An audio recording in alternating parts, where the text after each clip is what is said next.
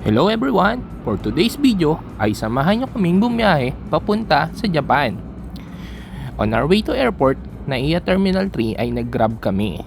Kasi from Pasig to Naiya Terminal 3 ay malapit lang naman. And upon arrival, please take note to pay the travel tax before kayo mag self-check-in and make sure na naka-fill up na kayo ng e-travel. So step 1 is self-check-in, step 2 bag drop, and then they will give you your boarding pass. And then step 3 ay mag-proceed na po sa immigration. Prepare your passport with visa and e-travel QR code. So doon lang man po sa may immigration, ang tinanong lang naman po sa akin ay kung how long mag-stay sa Japan, kailan ang balik, and ano yung current job namin. So ngayon po papunta na po kami sa boarding gate namin kasi boarding time na namin. So ayan, naglalakad po kami papunta doon sa boarding gate namin. Yung Manila Terminal 3 to Japan Kansai Airport is 3 to 4 hours air travel time. So upon arrival po namin sa Kansai Airport ay mag-proceed na po tayo sa immigration. Siyempre, prepare po natin yung passport and Japan Travel QR Code. For Japan Travel QR Code, pwede po tayo mag-fill up online. Meron po kasing readily available na wifi doon sa Kansai Airport, and habang nakapila naman, pwede naman din po mag-fill up manually. Ang Japan nga pala ay 1 hour ahead sa Philippine time. So, upon arrival namin, in-adjust na namin yung mga relo namin para hindi po kami malito sa oras. And syempre, kung tama na po yung oras namin sa Japan time, yung mga train schedule nung alis ng train, schedule ng alis ng mga bus is alam na namin. On time kami pagka po nandun na kami sa mga locations na pupuntahan namin. So ayan po, naglakad po kami papunta sa immigration. Yan, malapit na po kami sa immigration yan.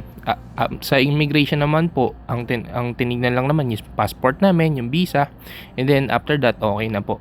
Tapos, dito, first thing to do namin after namin sa immigration is kinuha namin yung inavail namin na packet wifi.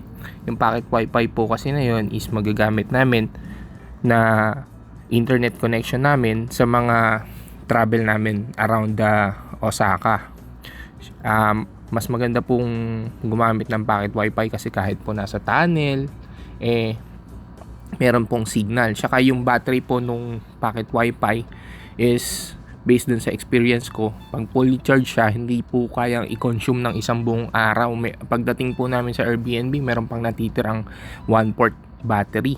Talagang maganda po siyang gamitin, and meron po siyang kasamang battery bank, kaya no hassle, wala kayong magiging problema pagka po nag-avail kayo ng packet wifi.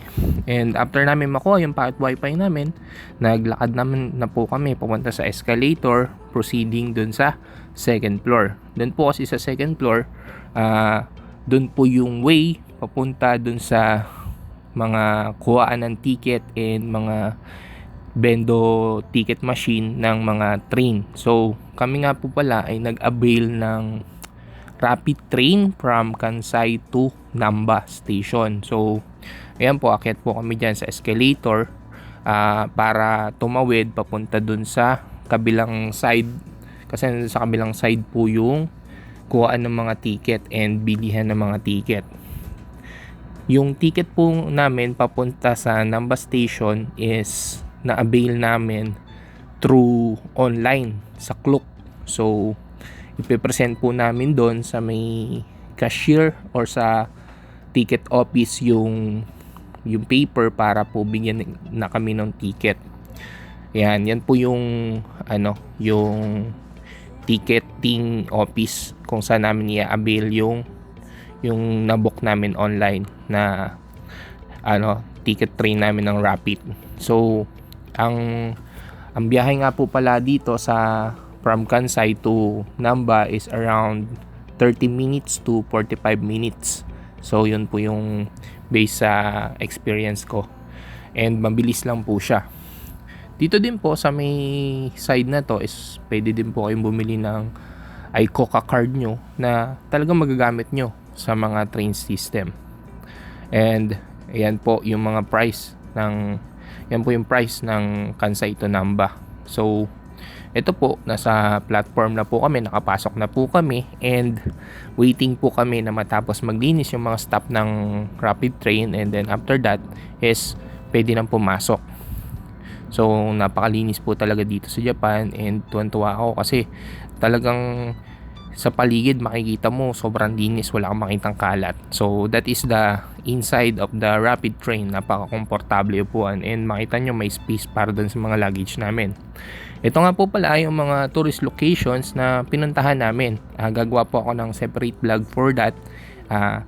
Please, sana po ay panoorin nyo din po, and para po magkaroon kayo ng idea kung saan kayo pupunta pagka po na isipan yung mag-travel sa Osaka. So nagpunta kami Mount Roko, Nara, Kyoto, Osaka Castle, Dotonbori. So marami pa po kaming pinuntahan. So maraming salamat po. Thank you for watching, and kung nagustuhan niyo po yung mga ganitong klaseng vlog is please subscribe po para updated po kayo once na nag-upload na po ako ng mga bagong video ko. Salamat po. God bless. Thank you.